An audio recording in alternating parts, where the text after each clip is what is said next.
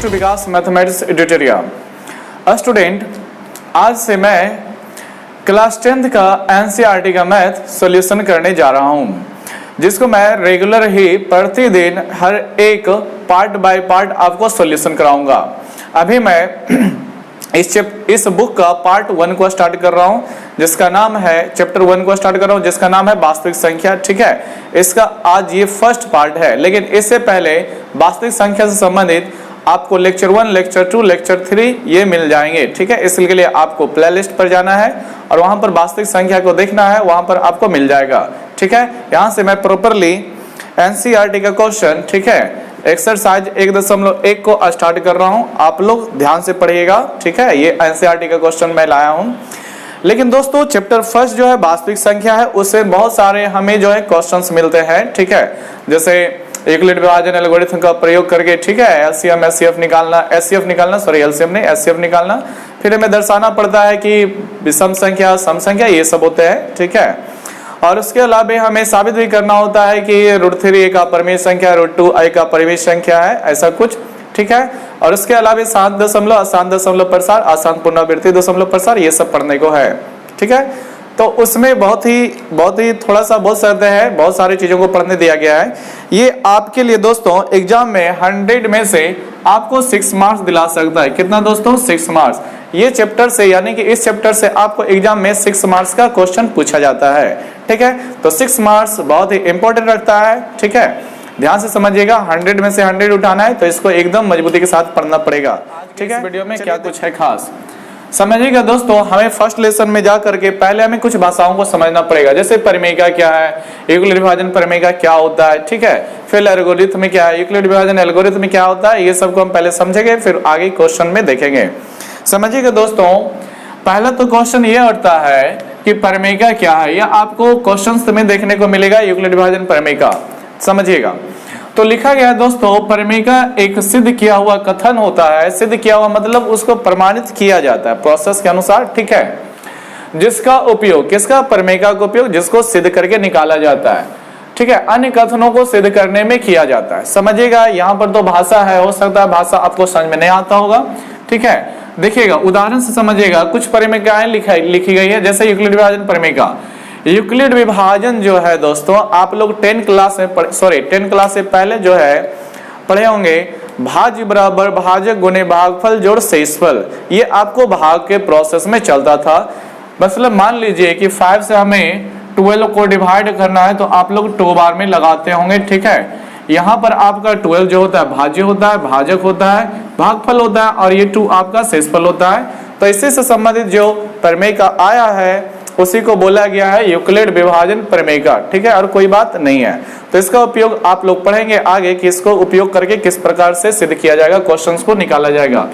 दूसरा देखिए दोस्तों, थेल्स प्रमेय आता है। थेल्स प्रमेय आपको जा करके त्रिभुज के चैप्टर में मिलेगा, जहां पर आपको थेल्स प्रमेय पढ़ने को आएगा। यदि किसी त्रिभुज में 2 भुजाओं को प्रतिच्छेद करते हुए तीसरी भुजा को समांतर रेखा खींची जाए, तो ये रेखा दोनों भुजाओं को एक ही अनुपात में विभाजित करता है। आएगा तो पढ़ लीजिएगा। ठीक है, लेकिन ये थेल्स प्रमेय होता है जिसका उपयोग अन्य क्वेश्चन को सिद्ध करने में किया जाता है। ठीक है, उसी प्रकार से पाइथागोरस प्रमेय होता है दोस्तों। पाइथागोरस प्रमेय आप लोगों ने देखा होगा कि होता है कर्ण स्क्वायर इज इक्वल टू लंब स्क्वायर प्लस आधार स्क्वायर। ये पाइथागोरस प्रमेय ही होता है।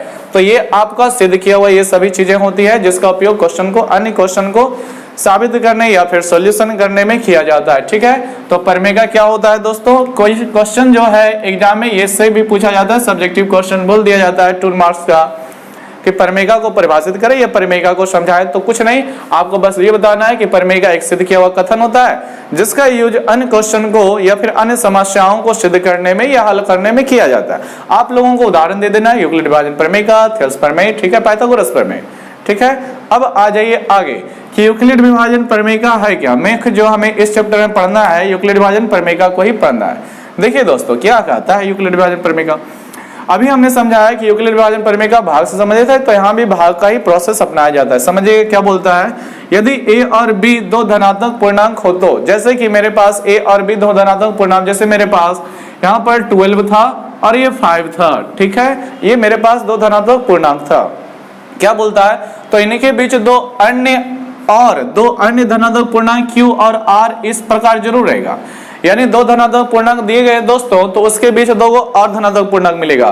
देख रहे हो ना, मेरे पास 12 को 5 से डिवाइड करना था, ठीक है। तो अन्य दो धनात्मक पूर्णांक कौन कौन, ये 2 मिला है और ये 3 मिला है, सॉरी ये 2 मिला और इधर भी 2 मिला। सपोज करो यहाँ पर 14 होता, ठीक है, तो मेरे पास यहाँ पर 4 मिलता। तो ये दो अन्य धनात्मक पूर्णांक हमें मिल रहा है, जैसे कि परिभाषा बोला गया। इस प्रकार अवश्य उपस्थित होता है कि a बराबर bq प्लस r। आपको इस चीज को ध्यान रखना पड़ेगा, ठीक है, कि a बराबर bq प्लस r होता है, जहां आपको r का मान या तो 0 के बराबर हो सकता है दोस्तों, या फिर 0 से बड़ा हो सकता है, लेकिन जिससे आपका वैल्यू ये b से हमेशा छोटा होगा, ठीक है। डेफिनेशन आपको यही ध्यान रखना है। यूक्लिड विभाजन प्रमेयिका को परिभाषित करने अगर जो पूछ दिया जाए, समझाने के लिए बोल दिया जाए, तो आपको यही ध्यान रखना है कि a और b यदि दो धनात्मक पूर्णांक हो तो इनके बीच दो अन्य धनात्मक पूर्णांक इस प्रकार होगा कि a is equal to bq plus r। फिर आपको कंडीशन शो करना पड़ेगा कि r इज ग्रेटर देन या equal than 0 but less than b, ठीक है। आपको ये सभी चीजें ध्यान रखने पड़ेंगे। अब समझिए कहां से ये जन्म लेता है, ये कहां से आप लोग पढ़े होंगे, भाज इज इक्वल टू भाजक गुना भागफल जोड़ शेषफल होता है दोस्तों, ठीक है। कोई खास सा चीज नहीं होता है, भाज बराबर भाजक गुने भागफल जोड़ शेषफल। फिर यहाँ पर इसको क्यों ऐसा बनाया गया, तो इसको समझिएगा। आपको बोला गया कि a को डिवाइड करें, कितना से डिवाइड करें, b से, ठीक है, ठीक है। तो यहाँ पर मतलब हुआ q प्लस r, मतलब हुआ दोस्तों कि आपने जब a को भाग लगाया b से, तो आपने इसको q बार में लगाया, ठीक है। कुछ ना कुछ यहाँ पर आया होगा, लेकिन यहाँ पर सब्ट्रैक्ट किए तो आपको r बच गया। ये आपका मालूम होगा, ये शेष कहलाता है, ये आपका शेषफल कहलाता है, ये आपका भाज्य कहलाता है दोस्तों। बहुत ही इंपॉर्टेंट चीज होता है, बहुत सारे विद्यार्थी ये सब नहीं जानते हैं, लेकिन ध्यान दीजिए, जिसको हम भाग लगाते हैं वो भाज्य होता है, ठीक है, और जिससे भाग लगाते हैं दोस्तों वो भाजक होता है, ठीक है। जितना बार में आपने भाग किया वो भागफल होता है, ठीक है, और जो आपका घटाने के बाद बचता है वो शेषफल होता है, ठीक है। और आप लोग पढ़े होंगे कि शेषफल का मान जिससे आप भाग लगा रहे हो उससे बड़ा नहीं हो सकता है, ठीक है, उससे बड़ा ये कभी नहीं हो सकता है, या फिर ये माइनस में नहीं हो सकता है। जब भी होगा तो या तो 0 होगा या फिर 0 से बड़ा होगा, लेकिन इससे बड़ा नहीं होगा, ठीक है। तो ये कोई यूक्लिड विभाजन प्रमेय का कुछ नया नहीं है, आप लोग बच्चे से पढ़े होंगे, भाज्य बराबर भाजक गुने भागफल जोड़ शेषफल, ठीक है। ये सब आपको बहुत पहले भी परिभाषित हो चुका होगा। चलिए दोस्तों, आप लोग इसका स्क्रीनशॉट कर लें ताकि कॉपी में नोट कर लीजिएगा। आ जाइए दोस्तों, यूक्लिड विभाजन प्रमेयिका को हम एक उदाहरण लेकर समझते हैं। यूक्लिड विभाजन प्रमेयिका क्या है दोस्तों कि a is equal to bq plus r होता है, इसको समझते हैं, ठीक है।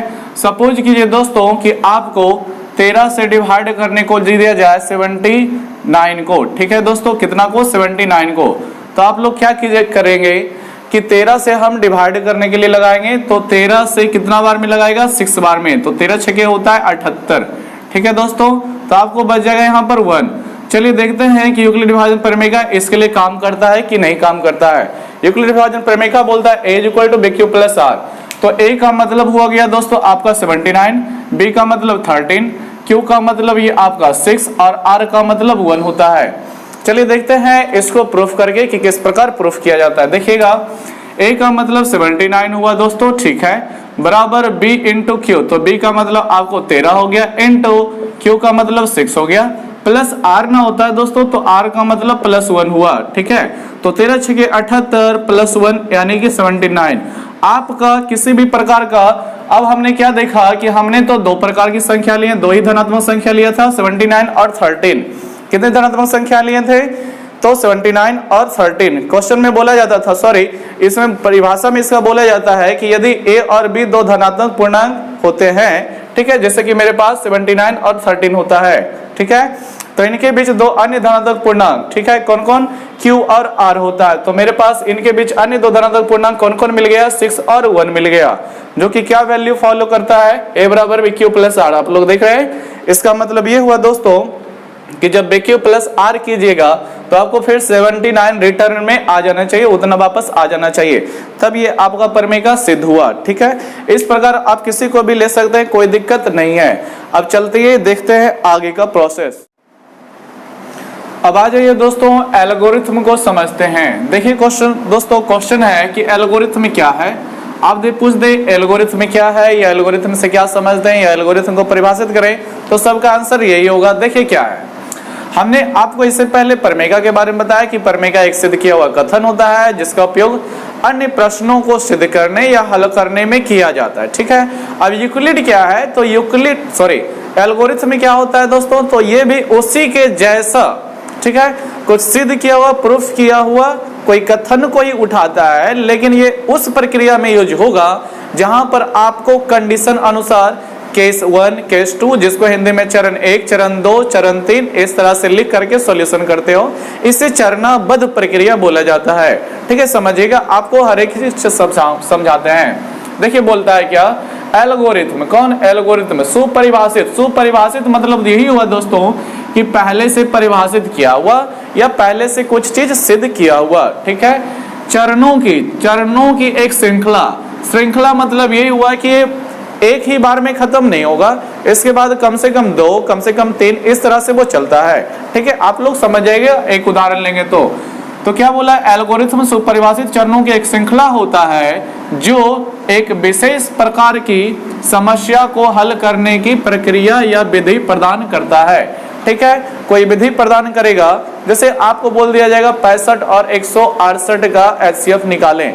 ठीक है, तो उसमें कौन सा विधि होगा, ये बोल दिया जाएगा एल्गोरिथम के सहारे से निकालें, तो वहां पर आपको यूक्लिड विभाजन प्रमेय का यूज करना पड़ता है, भाज्य गुणे भागफल जोड़ शेषफल। तो वही हो गया, एक विशेष प्रकार की समस्या को हल करने की एक विधि या प्रक्रिया प्रदान करता है। ठीक है, आपको जब पूछा जाए तो यही आपको बोलना पड़ेगा कि एल्गोरिथम सुपरिभाषित चरणों की एक श्रृंखला होती है जिसका उपयोग या फिर एक विशेष प्रकार की समस्या को हल करने की प्रक्रिया या विधि प्रदान करता है। ठीक है दोस्तों, अब आ जाइए, वो तो एल्गोरिथम था, अब है यूक्लिड विभाजन एल्गोरिथम क्या है जो समझिए।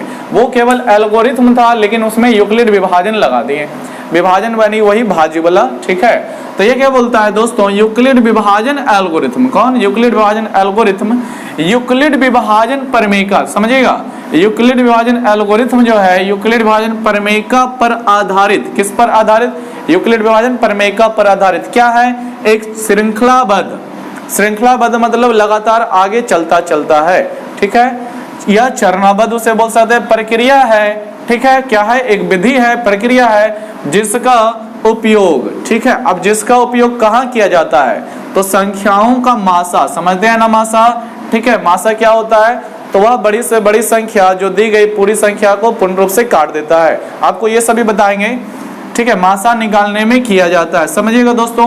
आपसे पूछ दे कि यूक्लिड विभाजन एल्गोरिथम क्या है या यूक्लिड विभाजन प्रमेय एल्गोरिथम से क्या समझते हैं, इसको परिभाषित करें तो आपको यही लिखना है। ठीक है, और कहीं कहीं ये भी पूछा जाता है दोस्तों कि यूक्लिड विभाजन एल्गोरिथम का उपयोग किस समस्या को हल करने में किया जाता है, तो मासा देगा, लासा देगा।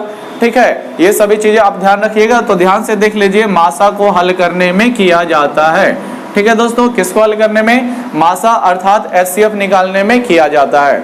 समझे दोस्तों, तो आपको मैंने बता दिया कि प्रमेय क्या है, यूक्लिड विभाजन प्रमेय क्या है, उसके बाद एल्गोरिथम क्या है और उसके बाद यूक्लिड विभाजन एल्गोरिथम क्या है। आप लोग इसका स्क्रीनशॉट ले लें और कॉपी में नोट करके याद रख लें। अब आ जाइए दोस्तों एनसीईआरटी की प्रश्नावली 1.1 के क्वेश्चन को हल करते हैं जिसमें आपको यूक्लिड विभाजन एल्गोरिथम अच्छे से समझ में आ जाएगा। समझे दोस्तों, वहां पर हमने केवल डिफिनेशन वगैरह देखा था, किसे कहते हैं क्या है, अब यहाँ पर उसका यूज देख लेते हैं। देखिए बोला गया है HCF याद करना है। ठीक है, हमने पीछे बताया कि यूक्लिड विभाजन एल्गोरिथम का प्रयोग किसके काम में किया जाता है, तो HCF याद करने में, तो हमको बोल दिया गया यूक्लिड विभाजन एल्गोरिथम के सहायता से। देखिए दोस्तों, जब आपको HCF निकालने को दिया है एल्गोरिथम की सहायता से, तब आप लोग इसे तभी निकाल सकते हो जब आप लोग पहले कहीं रफ में भाग विधि से HCF निकाल के रखें। तो देखिए पहले हमें रफ करना पड़ता है। ठीक है, आप लोगों को जब कहीं भी क्वेश्चन दिया जाता है तो रफ लिख करके लगभग साइड में कर सकते हैं। आप देख रहे हो छोटा वैल्यू आपका 135 है, बड़ा वैल्यू आपका 225 है। भाग लगाया जाता है छोटा से बड़ा की ओर, तो हमें ध्यान रखना पड़ता है। ठीक है, आपको ध्यान से समझना पड़ेगा। आप लोग एक बार में लगा दोगे दोस्तों तो 135 हो गया। ठीक है, 0 बच जाएगा, फिर आपका 9 हो जाएगा, वो खत्म हो गया। फिर आप लोग जानते हो कि यहाँ पर आपका शेषफल बच जाता है, लेकिन दोस्तों हम HCF निकाल रहे हैं। यहाँ तक दोस्तों देखिएगा आपका एक चरण पूरा हुआ, ठीक है, आपका एक चरण यहीं पे पूरा हो जाता है जब आपका शेषफल बच जाता है। नेक्स्ट मेरा जो चरण स्टार्ट हुआ, जो शेषफल बचता है दोस्तों उससे डिवाइड लगाना होता है, किसमें, जिससे आपने पहले भाग दिया था। तो कितना से भाग दिया था, तो 135 में।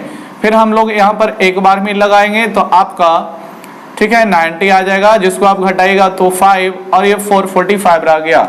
ये आपका दोस्तों यहाँ तक आपका जो हुआ है भाग का 2 चरण हो चुका है, ठीक है। अब आप लोग फिर समझें, फिर आप 45 से 90 को भाग लगाओगे, फिर 2 बार में आपका 90 कट जाएगा जो कि 0 आ गया। दोस्तों जब 0 आ गया है तो और हमें जाने की जरूरत नहीं है, क्योंकि अब आगे भाग लगाना संभव नहीं होता, और ये आपका चरण 3 में जाके रुका है, ठीक है। तो आप लोग क्या समझे कि HCF भी जो भाग विधि से भी निकालते हैं वो चरण से चलता है, यानी कि 1 चरण 2 चरण ये 3 चरण में चला है। तो देखिए इसमें जो हमें यूज करना है, देखिए यहाँ पर सबसे पहले आपको मान लेना है, ठीक है। क्या कीजिएगा, माना, जो बड़ा मान है उसको B मानिए, सॉरी A मानिएगा, जो छोटा मान है उसको B मानिएगा।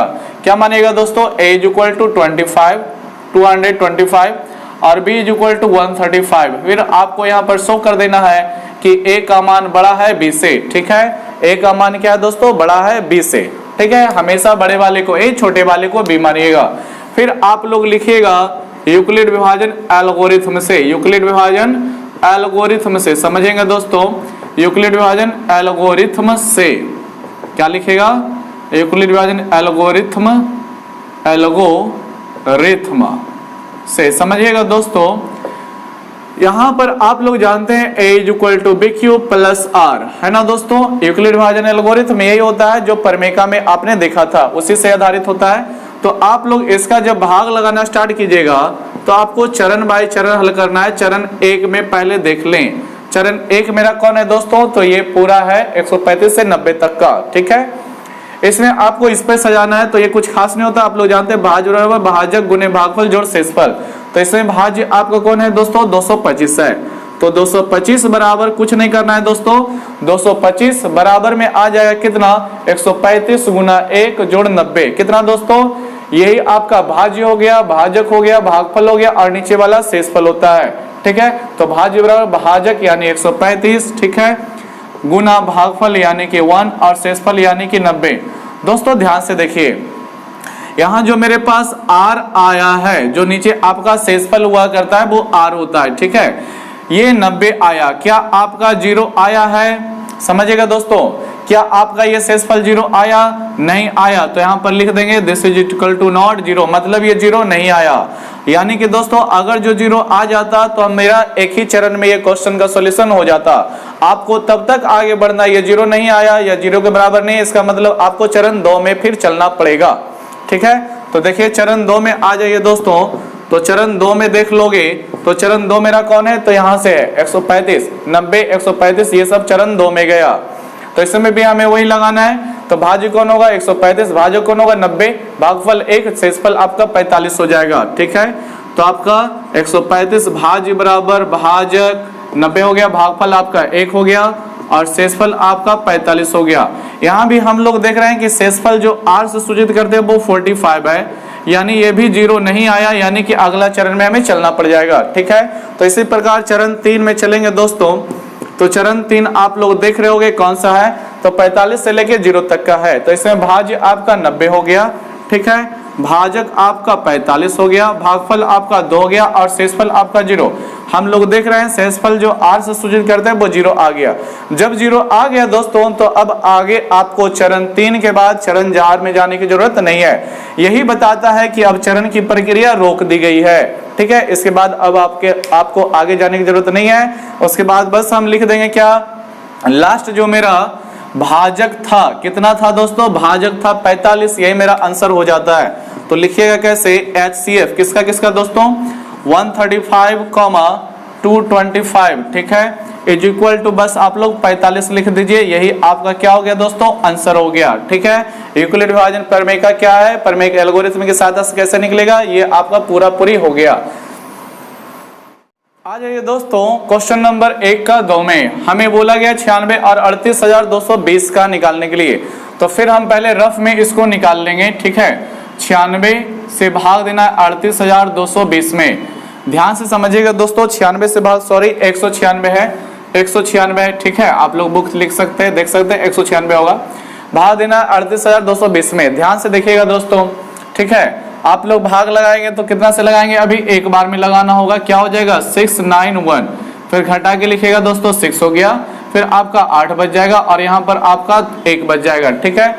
फिर आप अगले डिजिट को लिखिएगा तो 2 आ गया। देखिए दोस्तों, अब हमें भाग देना है 1862 को। अब अभी आगे नहीं कीजिएगा, ऐसा गलती नहीं कीजिएगा कि शेषफल इतना है 196, अभी नहीं कर सकते हैं दोस्तों, ठीक है। अब भाग की प्रक्रिया को समझे, हमें क्या करना है, अभी इसी में भाग देना है तो अगला संख्या आ जाएगा 20। ध्यान से समझिएगा दोस्तों, ठीक है। ध्यान से देखिएगा, अब कितना से बार में लगाइएगा, 2 केवल लिखिए, 0 को नहीं लिखिए। आपका लगभग ये 200 पे है, ठीक है, और ये आपका लगभग 1800 प्लस यानी कि लगभग 1900 लगभग में है। तो आप 200 से 8 बार में लगा दोगे दोस्तों तो 200 8 1600 हो जाएगा। 9 बार में लगाइए, कितना से लगाइए दोस्तों, 9 बार में लगाइएगा, लगभग चला जाएगा। देखिए 9 छके 54 होता है, आप लोग जानते हैं, ठीक है। और आपका यहाँ पर 9 9 81, 5 86 हो जाएगा, ठीक है दोस्तों। 6 बच गया, ठीक है, आप लोग बढ़िया समझे। फिर आपका हो गया और फिर आपका 1 नंबर 9 हो जाएगा, 9 1 17, 9 8 17 हो जाएगा। 10 समझिएगा दोस्तों, यहाँ पर आपका 8 हो गया, यहाँ पर आपका 9 हो गया और ये खत्म, ये भी खत्म, ठीक है दोस्तों। फिर आपका यहाँ पर 0 उतर जाएगा। फिर आप लोग कितना से लगा दीजिएगा, तो आप लोग देखिए इसको 5 से लगा दो, ठीक है। 6 5 30 हो गया। फिर आप लोग जानते हो 19 5 95 और 3 98 हो गया। दोस्तों ये ऐसा हुआ कि आपका अभी तक एक ही चरण है, इसमें हम 2 चरण नहीं गए हैं, ठीक है। समझिए क्वेश्चन को, मेरा भाग का जो प्रोसेस था एक ही पहले चरण में मेरा शेषफल जो है 0 आ गया। तो ऐसा क्वेश्चन होता है, कोई दिक्कत नहीं है, ठीक है। आपको पहले यहाँ पर फिर क्या करना पड़ेगा, मानना पड़ेगा, ठीक है। हमने क्या बोला था, बड़े वाले को A मानिएगा, ठीक है, और छोटे वाले को B माना जाता है, 196। फिर आपको दिखाना पड़ता है कि A का मान B से बड़ा है, ठीक है। फिर आपको लिखना पड़ेगा यूक्लिड विभाजन एल्गोरिथम से। किससे दोस्तों, यूक्लिड विभाजन एल्गोरिथम से, यूक्लिड विभाजन एल्गोरिथम से। समझिएगा दोस्तों क्या होता है यूक्लिड विभाजन एल्गोरिथम, तो बस यही आपका A बराबर BQ प्लस R, ठीक है। A बराबर BQ प्लस R होता है यूक्लिड विभाजन एल्गोरिथम। तो देखिए दोस्तों, हम लोग स्टार्ट करते हैं चरण 1 में। तो चरण 1 में मेरा भाज्य कौन है, तो 38,220 मेरा भाज्य हो गया, बराबर भाजक कौन है 196। भागफल कितना 195। शेषफल क्या आ गया 0 दोस्तों, 0 आ गया। तो यहाँ पर लिखेंगे शेषफल मेरा R जो हुआ करता है 0 हो गया। तो 0 हो गया है दोस्तों जब शेषफल, तो हमें चरण 2 में जाने की जरूरत नहीं होती है, ठीक है। तो आपका HCF कितना हो जाएगा, किसका 196, 38,220 का, ठीक है दोस्तों। कितना पे आके रुका है, तो इसी से ना भाग लगाएं और पूरा शेषफल आ गया। तो जिस चरण में जाइए भाग लगाते हैं जिससे, उससे अगर जो शेषफल 0 बचा देता है तो वही आपका HCF बनता है। यानी इस क्वेश्चन का HCF दोस्तों 196 ही रह जाएगा, ठीक है। चलिए आप लोग इसका दोस्तों 1 का 3 नंबर क्वेश्चन में आप लोग यहाँ पर देख रहे हैं 867 है, 225 है। तो सबसे फर्स्ट हमें 225 से भाग लगा देना है 867 में। देखिए दोस्तों कितना से लगाएंगे, अगर जो 4 बार में लगाते हैं दोस्तों 4 दूनी 800, लेकिन 25 चौके 100 हो जाता है, जो कि आपका 900 बन जाएगा। यानी आप लोग जो है 4 बार में नहीं लगा सकते हैं, ठीक है, हमको 3 बार में लगाना पड़ेगा। तो आपका 6 और ये 75 हो जाएगा दोस्तों, ठीक है। फिर आपके पास 2 होगा, 9 होगा, 1 रह जाएगा, यानी 192 हो गया। फिर आपको 192 से भाग लगाना है। क्या दोस्तों 0 आ गया, शेषफल नहीं आया, ठीक है। जब 0 नहीं आया तो इससे अब आगे को भाग लगाना है। 225 में यहाँ भी आप लोग 1 ही से लगाइएगा, ठीक है। तो आपका 192 हो गया डियर स्टूडेंट। फिर आपका कितना हो जाएगा, यहाँ पर 3 हो गया और यहाँ पर आपका 3 हो गया, ठीक है। समझिएगा अब आगे, अब आपको 33 से 192 में लगाना है। समझिएगा दोस्तों 33 से 192 में, तो ये आपका लगभग 30 है और 30 से 6 बार में लगा देते हैं तो आपका 180 बन जाता है। देखिए 6 बार में लगा देते हैं तो 6 3 18 और 1 19, ये तो ज्यादा हो जाएगा दोस्तों, 5 बार में लगा दें, ठीक है। तो 6 5 5 3 15 और फिर 15 1 16 165 हो गया। फिर आपका कितना हो गया दोस्तों, तो ये आपका 7 हो गया। फिर यहाँ पर आपका 2 हो गया। ठीक है, अब आप लोग समझेंगे, यहाँ पर जो भाग लगाएंगे अब 27 से लगाएंगे, कितना बार में, एक बार में। ठीक है दोस्तों, तो ये आपका 27 हो गया, ये आपका 6 बच जाता है। फिर आप लोग लगाएंगे तो फिर एक बार में, सॉरी, आप लोग इसको फिर 4 बार में लगाएंगे। कितने बार में, 4 बार में। तो 4 बार में लगाएंगे दोस्तों तो 24 हो गया, आपका 3 बच गया। ठीक है, फिर आप लोग इसको कितने बार में लगाएंगे, तो 2 बार में लगाएंगे। ठीक है, तो 2 बार में लगाएंगे तो शेषफल 0 आ गया। यहां तक इसका प्रोसेस चला है। ठीक है, देखिए दोस्तों, यहां तक हुआ चरण 1, फिर यहां तक हुआ चरण 2। ठीक है, ध्यान से समझिए, यहां वाला वहां वाला शामिल होगा। चरण 3, चरण 4, ठीक है, चरण 5, और ये आपका चरण 6 में चला गया है। यानी ये क्वेश्चन का जो सॉल्यूशन हुआ है डियर स्टूडेंट, चरण 6 तक गया है। तो कोई दिक्कत नहीं, हम लोग आगे चलेंगे। देखिए यहाँ पर, यहाँ मेरे पास जो है वो a का मान क्या बोला गया है, बड़ा वाला वैल्यू a का, छोटा वाला वैल्यू आपका b का होता है। ठीक है, आप लोग इतना पहले लिख लें, फिर आपको इसको दिखा देना है कि यहाँ पर a is greater then b। ठीक है, फिर आप लोग लिख लें यूक्लिड विभाजन एल्गोरिथम से। ठीक है, यूक्लिड विभाजन एल्गोरिथम, ध्यान से समझेंगे दोस्तों, यूक्लिड विभाजन एल्गोरिथम से क्या हो जाएगा, यूक्लिड विभाजन एल्गोरिथम a बराबर BQ प्लस R होता है डियर स्टूडेंट। ठीक है, a बराबर BQ प्लस R होता है। अब इसी में आपको सजाना है। फर्स्ट चरण में क्या होगा, a का मान 867। ठीक है दोस्तों, चरण 1 लिख लीजिए, चरण आपका 1 बन रहा है। ठीक है, जिसमें भाज्य मेरा कौन है, 867। ठीक है, ध्यान से समझेंगे, तो 867 बराबर 225 गुना 3 जोड़ 192। क्या R का मान कितना आ गया दोस्तों, तो R का मान 192 आया। क्या 0 आया, नहीं आया, तो 0 लिख करके ना काट दीजिएगा बराबर को, मतलब ये भी 0 नहीं आया, यानी अगले चरण में चलेंगे। चलिए चरण 2 में, चरण 2 आपका कौन है दोस्तों, तो ये वाला है। तो भाज्य 225, भाजक आपका 192, भागफल 1 और शेषफल आपका 33 हो गया। ठीक है, तो भाज्य आपका 225 है। ठीक है, भागफल, भाजक आपका 192, भागफल 1 और शेषफल आपका 33 हो गया। यहाँ हम लोग देख रहे हैं शेषफल जो बचा है दोस्तों 33 बचा है, ये भी मेरा 0 नहीं आया, 0 नहीं आया, यानी कि आपको चरण 3 में फिर चलना होगा। किसमें दोस्तों, 3 में। तो चरण 3 आपका 192 से लिया जाएगा। ठीक है, भाज्य आपका 192, भाजक आपका 33, भागफल 5 और शेषफल आपका 27 हो गया। लेकिन यहाँ भी शेषफल मेरा 27 है, जो कि इक्वल टू नॉट 0 है। ठीक है दोस्तों, तो चरण 4 में चलिएगा। तब तक चलना है दोस्तों जब तक आपका शेषफल 0 पे ना आ जाए। चरण 4 मेरा कौन होगा दोस्तों, ये 33 से लिया जाएगा। तो 33 हो गया भाज्य, 27 हो गया भाजक, 1 हो गया शेषफल और 6 हो गया, सॉरी 1 हो गया भागफल, 6 हो गया शेषफल, जो कि मेरा 6 है। R का मान 0 ये भी नहीं आया। तो चरण 5 में चलिएगा दोस्तों। चरण 5 में चलेंगे तो चरण 5 मेरा ये है 27 6 4 3। ठीक है दोस्तों, तो भाज्य मेरा 27 है, भाजक मेरा 6 है, भागफल मेरा 4 है और शेषफल मेरा 3 है। तो फिर लिखेंगे शेषफल R जो डिक्टेट करता है वो 3 है। 0 नहीं आया, जब तक 0 नहीं आ जाए आपको चरण 6 में चलना पड़ेगा। फिर अंततः कितना है भाज्य, 6 3 2 0 यहाँ पर आ रहा है। तो भाज्य बराबर भाजक गुना भागफल जो शेषफल, तो R इज इक्वल टू 0 आ गया दोस्तों, यानी शेषफल अब 0 आ गया है। इसके बाद हम लोग भाग की क्रिया नहीं अपना सकते हैं। ठीक है, यहीं पर मेरा आंसर मिलने वाला है। तो आप लोगों को क्या लिखना है कि दोस्तों कि HCF किसका किसका 867, 225 का कितना पे आके रुका 0। ठीक है, यहाँ पर आपको चरण 6 में रुका है 0, लेकिन उसमें कितना से भाग दिए थे, 3 से दिए थे दोस्तों। तो आपका 3 ही आपका क्या रह जाएगा, HCF रह जाएगा। ठीक है दोस्तों, तो उम्मीद करते हैं आपको यहाँ तक का सभी चीजें जो बताया गया है शुरू से अंत तक देखिएगा। वीडियो को 1 से 2 बार देखिएगा, 100% क्लियर हो जाएगा। ठीक है दोस्तों, उम्मीद करते हैं आपको समझ में आया होगा। पूरी तरह से आप लोग लगातार बने रहेंगे और दोस्तों में शेयर जरूर करेंगे, क्योंकि खुद भी पढ़िए और दोस्तों को भी पढ़ने के लिए बताइए। ठीक है, और हम इस चैनल पर वीडियो डेली अपलोड करेंगे। ठीक है, फिर मिलते हैं नेक्स्ट वीडियो में। आप लोग इसका स्क्रीनशॉट ले लें।